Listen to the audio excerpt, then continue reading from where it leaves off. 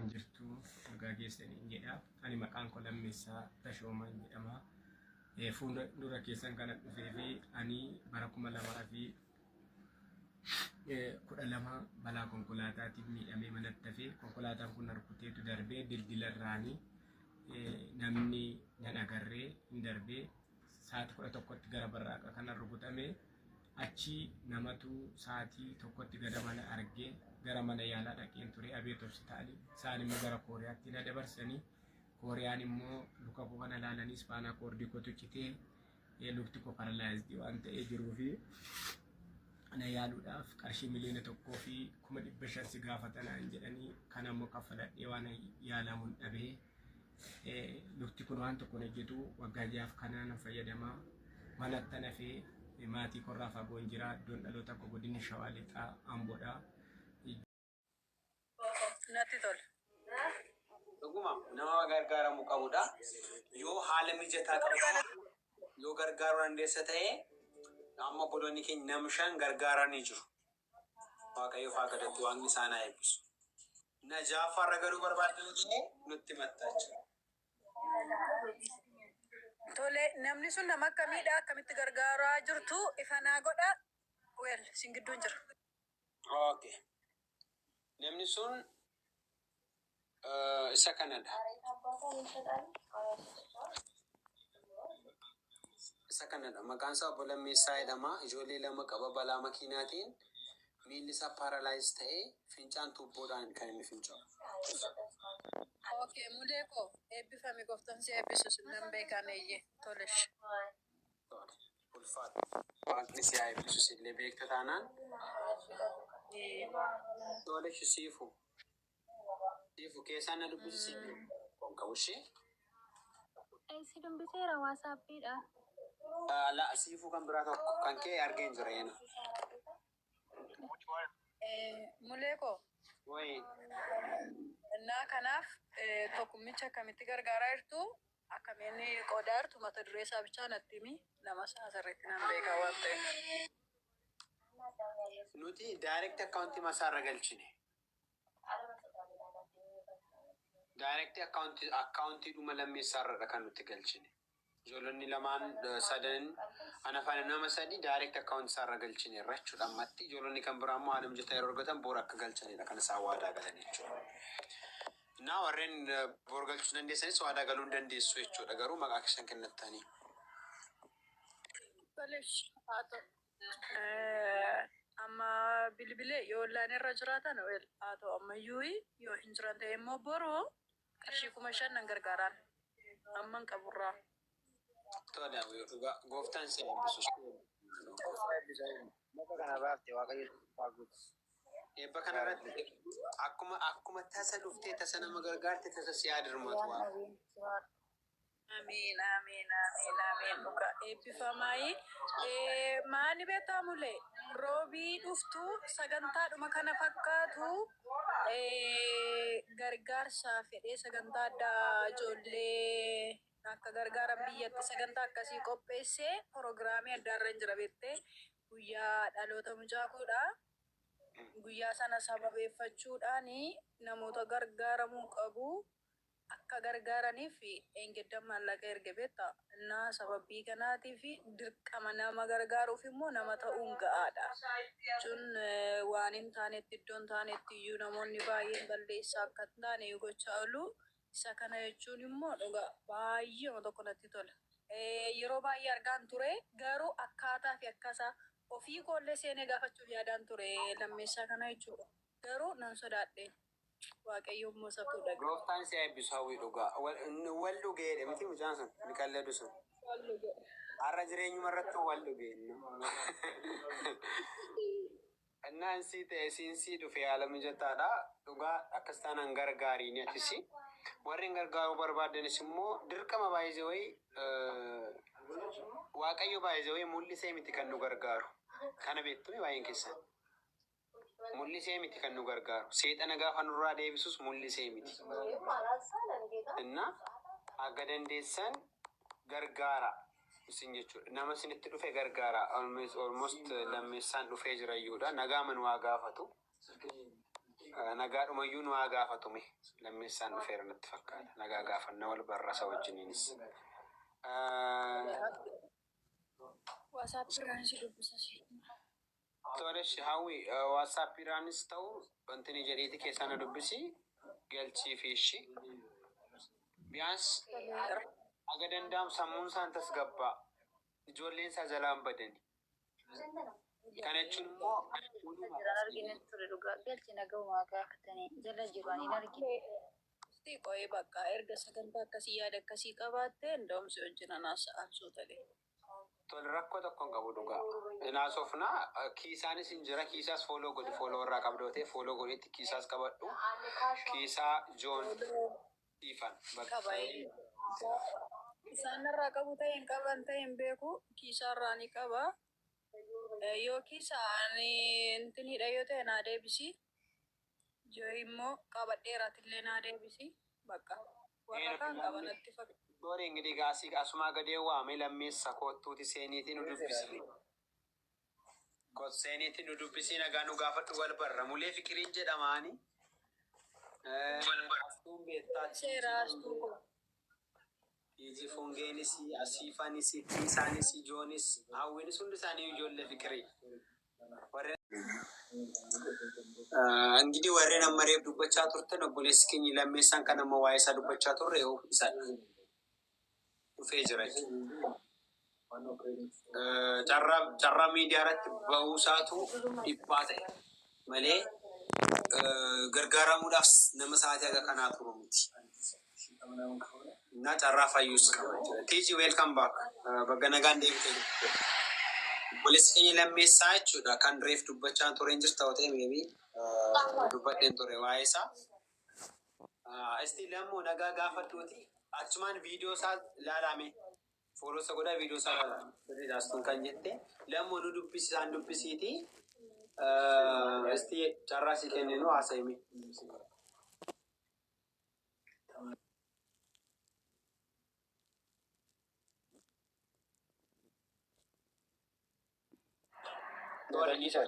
Fakkaata kan baasee neetwoorkii biyya keenyaati gidin beekama. Baay'ee neetwoorkii rakkisaa beeki. Neetwoorkii hin qabu neetwoorkii sa'aatii 5 booda sirriitti hojjetaa fi dhiifama godhaa fi neetwoorkii sa'aatii tuuse. Neetwoorkii qabu.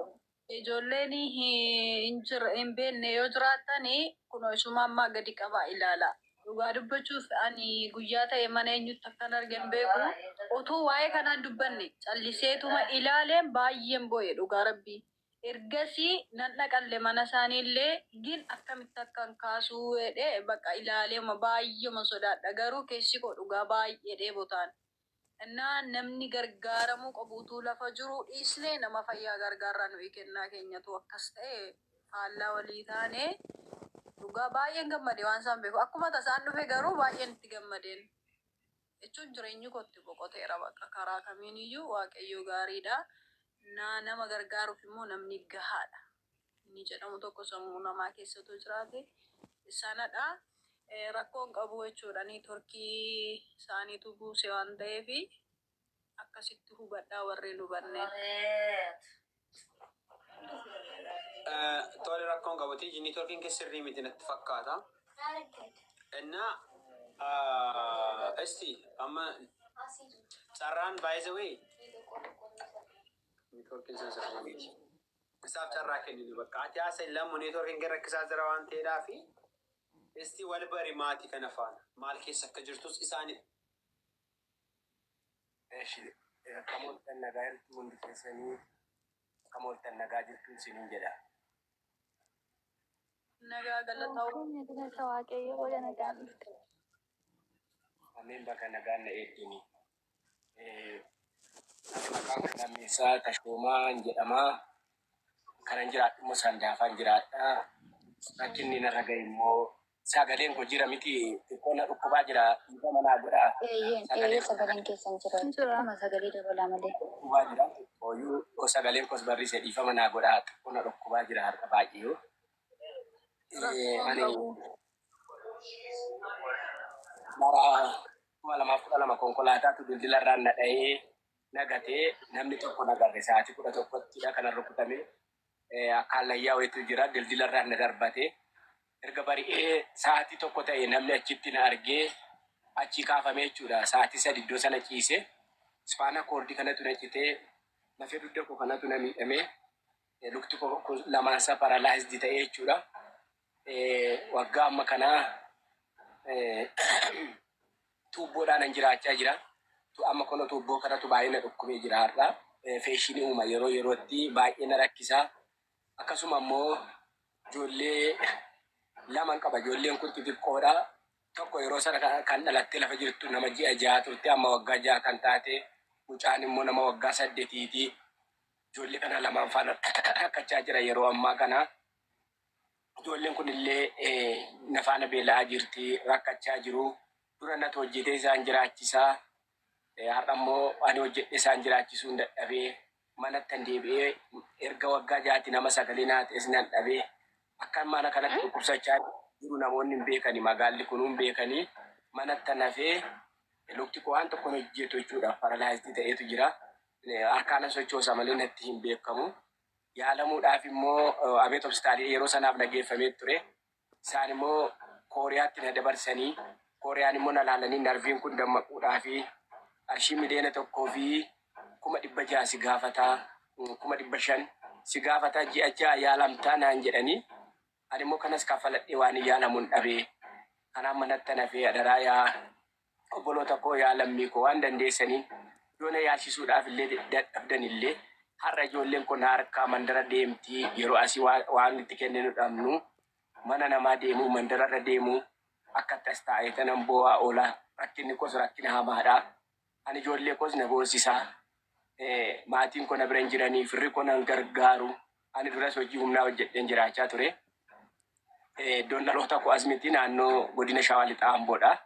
Gara baadiyyaa isaati Amboo ta'ee ani magaalaa miti. Asirraa hojjedheen jiraadha. Iddoo kanatti sandaafaadha kan hin jiru kuni. Kanaaf haala hammaataa keessa hin jira. Waaqa laalaati.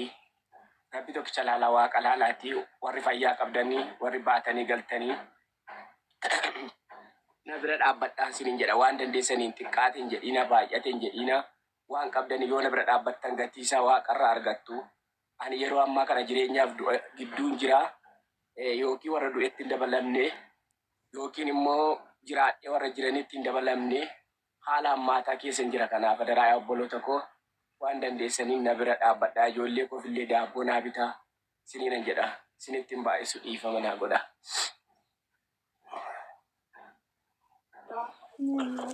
እንግዲህ ዳጌሰኒቱ ዋንተን ተደበሉን ቀቡ እስቲ እዚህ መሃል ኦሮምኛ የማይሰማ ሰው አለ? ኦሮምኛ የማይሰማ ሰው አማርኛ ብቻ የሚሰማ ማለት ነው። እስቲ አንድ ቁጥር አንድ ወይ ደግሞ ምልክት ስጡኝ። ኦሮምኛ የማይሰማ ሰው ካለ ምልክት ይስጠኝ። afaan oromoo warreen dhageenye yoo jiraatan maybe kan azzalazirtan jechuudha. Isa kanas akkamitti dhageessuuf malee oromiyaa የማይሰማ ሰው ሁሉም ሰው ይሰማል አይደል?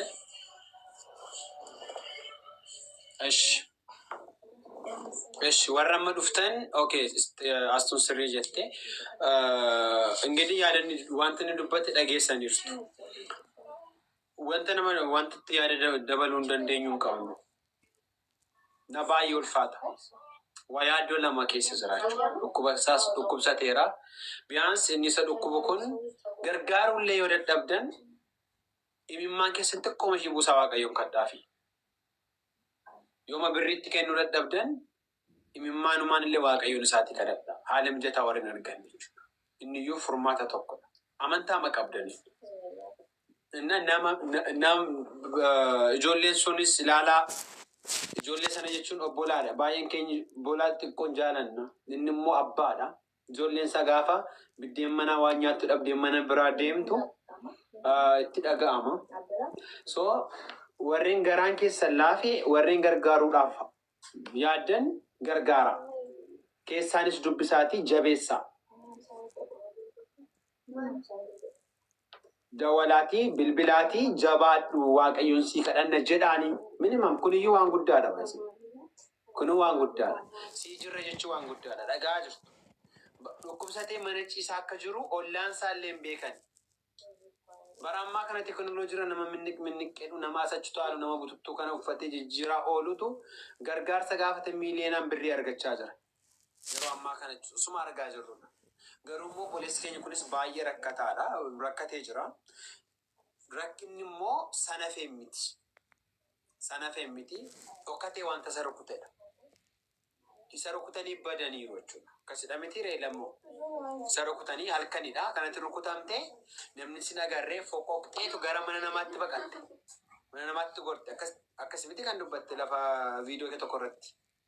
Namatu na kaase achi iddoon kufe sana nama karaa deemuun na argee achi na kaase sa'aatii sadii achuman ciise guddina citeen socho'u namni karaa deemu achitti na argee malee danda'een socho'an. Carraan kun carraa hundi keenya dhaqqabuu danda'udha. Ani viidiyoo sana irra deddeebi'ee dhugaa baay'ee romanatti dhagaa'amee dhaggeeffadhe viidiyoo sana jechuudha. So kanaafi kottaatii baay'ee miti. Asuma illee immoo garaa keettis ta'u waaqa isaan eebbisii obboloota keenyas keessa hawwiin fufaa kiisaan joon tuubiin qarshii siif kennaneera hin jiru. Akkaawuntii keessa kan galeeru jira. Qarshii 9,000 sii galee jira. Qarshiiwwan muraasni immoo na 6,000 fi amma wanti nama isaan beekamne immoo borutti beellama sii qabameera sii gala jechuudha. Innaa walumaa irratti dhufaa ijoollota kanaan isaan eebbisi garaa makeerra.